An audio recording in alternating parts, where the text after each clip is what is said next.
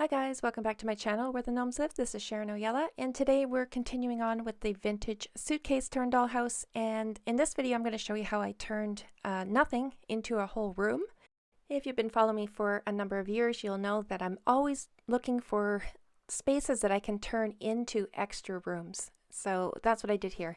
I needed a place where I could have a pantry and maybe a doorway, some stairs. I wanted to put my kitchen table that I built down here on the bottom floor and things like that. So we had to create another little space, and it all folds up nicely and fits inside the suitcase when not in use.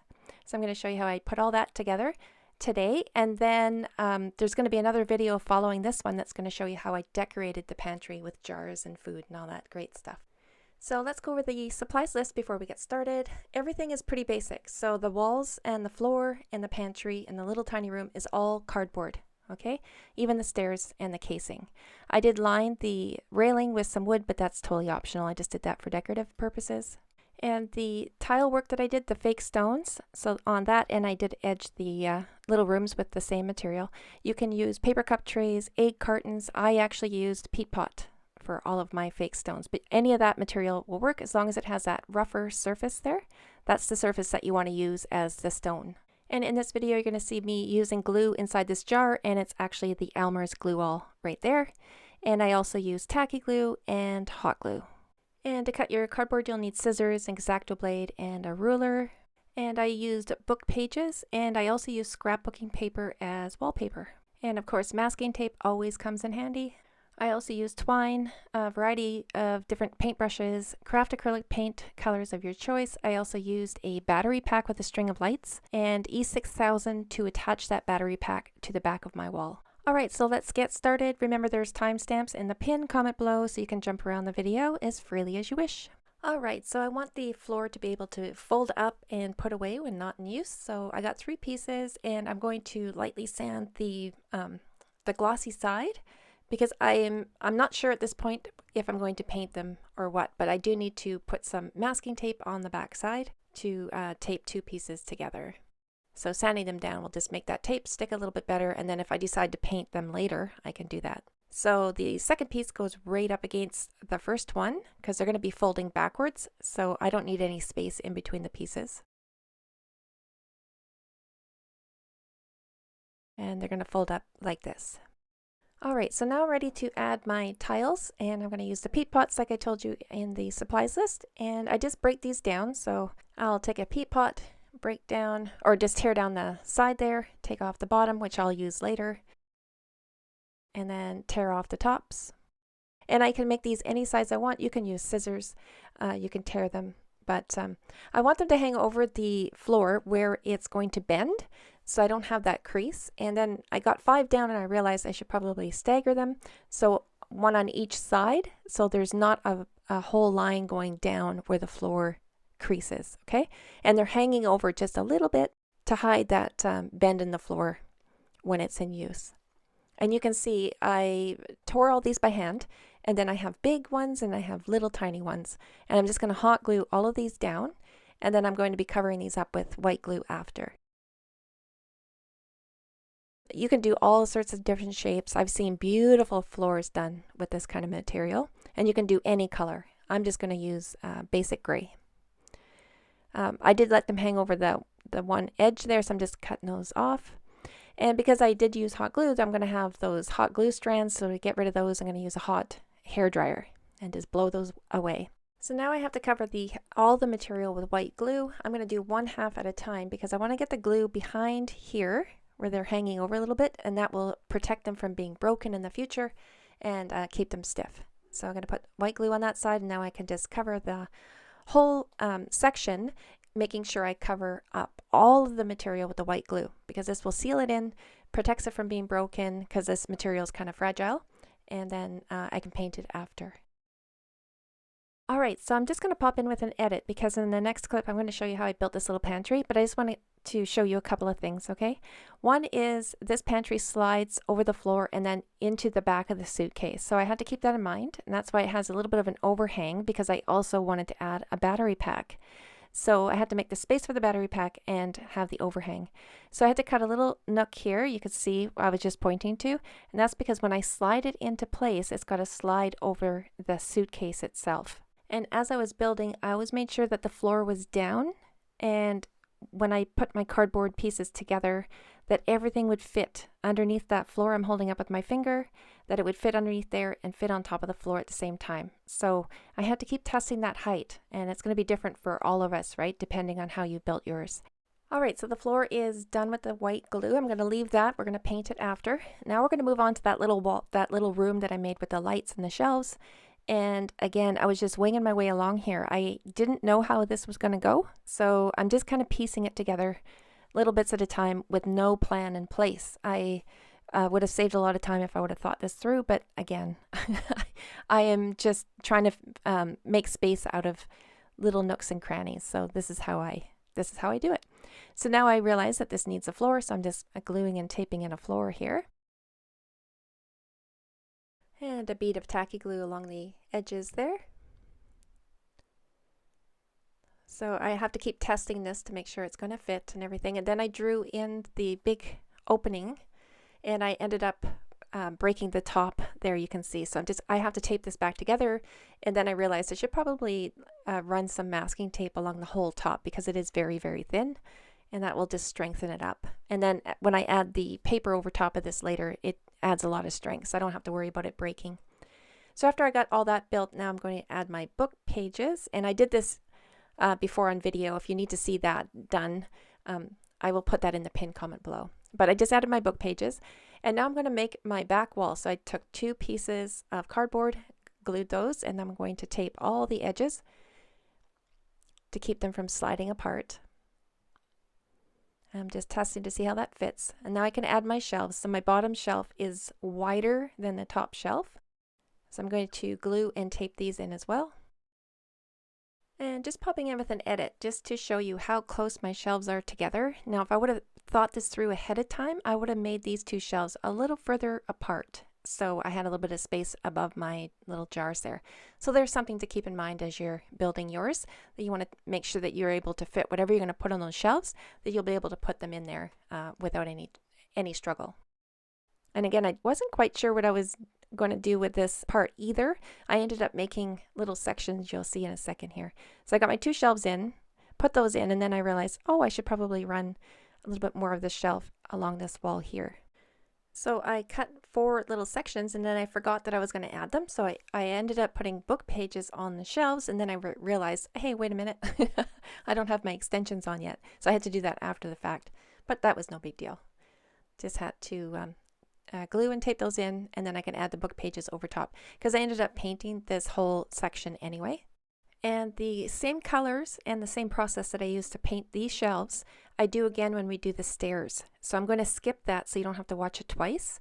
And in the next clip, we're going to install these shelves. And before I added my shelves, of course, I had to put the tile into the floor first and then paint that. And I'm going to show you how I paint the floor in a minute here. But moving on, we're going to attach the shelves now. So I stick those in there, and once they're all level and everything, I'm going to tape the back, and then I'm going to add book pages over this as well. And adding the book pages over top is just going to make your piece one solid piece. You don't ever have to worry about the tape coming off. So tape first, and then add the glue, book pages, and then glue over top the book pages. And that's how I did the back wall. You can see there on the suitcase itself. So again, if you need to see that, how it's done in real time, then you can go to the pinned comment below, and I have a video that will say book pages. So now I'm going to add my lights, and I'm going to attach it with E6000. This is the battery pack. You got to make sure that the battery pack is facing the right way so you can change the batteries in the future. And then hot glue down the center just to hold that in while the E6000 dries. And then I taped the wire part of the lights around, and I'm going to add book pages over top of the masking tape. So the lights cannot be seen from the outside. They'll be hidden, quite well hidden away and stuck in place with the book pages. So now we're going to paint the floor, and this is a dark gray, and I'll just cover the entire surface. And then once that's dry, then I take the light gray and dip my brush in there and get the majority off, because I just want to lightly dry brush over top. The dry brushing is going to catch all the protruding parts of the material, and give it quite a bit of depth. And you can also use black as well, and it kind of shadows out areas. You just go very, very lightly with this step, and it always looks awesome in the end. You can do any color that you want to do. I've done multiple colors on floors like this. Once all that's dry, then I take a darker paint again. So this is that dark gray mixed in a little bit of black, and I'm just going to go in between all of the tiles so the tiles stand out from each other, and it gives it a little bit more of a grout look. And again, you can do any color here. I've seen it done with a creamy color. It looks really, really nice. But I'm just going to stick with a darker color here. Once I had the grout lines in there, I took some light gray again and just lightly went over the whole thing just to kind of tone it down. And then after that was done, I wanted to have another little space here, so I just created another little box. I didn't add a floor to this box because it's sticking out so far that it can use the main floor as its floor. Today I'm going to take the opportunity to add a little bit more of the floor to the second level. So I am going to add my wooden stir sticks on top of this little room here and just match the height to the floor above it. And now I'm going to take that peat pot material and I'm going to edge out the frame of the door, just like I did for the bigger room that I just made. So these are just all hot glued into place. Once they're hot glued in, then I put the white glue over top, let it dry, and then I can go ahead and paint it. So let's take a look at these two little rooms. The lights are taped in around the top, and then after I got the masking tape on there, then I did cover that with book pages. And the end of the light string, there was quite a bit left over, so I folded it on itself and just bundled it up right there along the edge. And now when I have the rooms in use, I can see the light streaming through the little room. Okay, so this room is done, and then I realized I needed a little bit of a barrier to block off some of the view of the suitcase. So I just taped on a piece of cardboard. If you look at the right side in the back corner, you can see the separation of the suitcase lid and the base, and that would show up in photos later when I'm doing staging photos with my characters and stuff. So this little wall is a quick fix. Alright, so next I wanted to have some stairs. So I thought if I have some stairs, I'm going to have a little wall as well. So I just built another little wall out of two pieces of cardboard. I glued those together and then masking tape on the edges to keep them from sliding apart. Now I'm going to cover this up with scrapbooking paper. And at the end there, where my finger is pointing to, I have a little nook cut out in the cardboard. I'll show it up close later, but it slides underneath that floor above it and holds it in place. So I just painted the white glue down and covering the entire surface. Now I can put my scrapbooking paper over top. And when it was all dry, then on top I did put a piece of twine, and that kind of tied it in with the rest of the twine I have in the suitcase. It also covered up the seam. And once that twine is dried, like you cover it up with white glue, once it's dry, it's really strong. So I don't have to worry about the wall getting dented in the future. And I just pointed to that little nook again that slides underneath and holds everything together. And on the other end, you can see I put some fake stones as well. So I am going to start my stairs here. Now I just hot glue this little piece in place, but if you want to see how I do freestanding stairs that are done a lot nicer than I'm going to do here, this was kind of like a quick job. I'm going to put that video in the pinned comment below, and I'm going to title it Stairs, Freestanding Stairs, and I show you how to do it very easily. Again, this is done very quickly, so and they look a little rough. So if you want a better view of how to do stairs, I would go to the other video. Anyway, I just hot glue that in, and then I put a piece of twine underneath. Now this twine, I've covered it up with white glue again. Once it's dry, it's going to be very, very strong, and I don't have to worry about the stairs ever coming off of there. Because remember, you never want to build with just hot glue alone. You want that hot glue is only a second pair of hands until you can get the permanent glue on there. Alright, so I cut a pile of little pieces of cardboard. They're all the same size, and these are going to be my steps. And I'm just hot gluing this in place until I can get the white glue on there, as you can see. And then on top of the white glue, I'm putting a piece of twine. Now the twine was going to act like my a riser and a guide to tell me where the next stair is going to go. If I was to do this over again, I would have spaced these stairs out a little bit further. And I might remake these stairs in the future. I just wanted to put this together pretty quickly for this video so I can get this video uploaded. So the stairs are a little bit too close together. So again, I put twine on the very bottom there, you can see with the white glue. So my second stair goes in, and I just hot glue it in, and it's going to sit right on top of that twine. And I'm just going to eye it up to make sure that it's straight. So hot glue, and then white glue, and then twine again, and white glue over top that. And now I can put my third stair in, and I just want to make sure everything's like level as can be just by eyeing it up. So there goes in my third one. And there, I got them all in. So that went fairly quickly, and I didn't have to worry too much about measuring or anything because those twine pieces were all the same size. So this is my final stair going in at the top. And again, I'm just eyeing it up to make sure that they're straight. And this one was a little bit too wide, so I'm just cutting it off the end there. And because I used cut cardboard, now the edges will not be paintable, so I'm going to cover those up. I used a McDonald's napkin. I wouldn't suggest doing the same because it disintegrates very quickly with the glue. You could use book pages, newspaper. You could also hot glue a piece of twine along each end and then white glue over top that, just to fill in those open edges of the cardboard. So I'm going to paint on this glue, and then I'm going to lay the napkin on top and then paint glue over the napkin. And I had some green paint on my paintbrush there. It came off in my glue, so that's why the glue looks a little bit green. So I'm just going to tear off smaller pieces here. And I'll work in smaller pieces, just lay it on top. And now I'm going to get my paintbrush wet with the glue, and then just paint that glue over top. So now goes the next piece. And again, you put it down into wet glue, and then you paint glue over top. And I'm just using my paintbrush to get it all into all the little nooks and crannies. Now the paper has been put on all the way from top to bottom, and now I can dry that. And it's dried. So now I'm going to paint these. And this will be the same colors and the same order that I do the colors as I did the shelves with. And it's a wood look.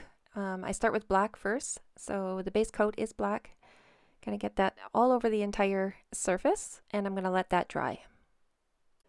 And the next color I use is burnt umber. So the black has been dried. I'm going to take the burnt umber. I'm going to cover up all the stairs. I'm going to let a little bit of the black show through. So I'm not doing like a solid burnt umber, but I am going to cover the entire surface. But it's not going to be like a really thick coat because I do want some of that black to show through in behind. And then once that's dry, I take cinnamon brown, and same thing, I'm going to cover the entire surface, but I don't want a solid cinnamon brown. I'm going to cover the surface, but I'm going to do a thin coat. So a little bit of that burnt umber is going to show through in behind. And now that's dry, I'm going to lightly dry brush over a beige. This is called soft suede. You can use any beige. And I'm going to dip my brush in there. This is a feather brush, fanned out brush.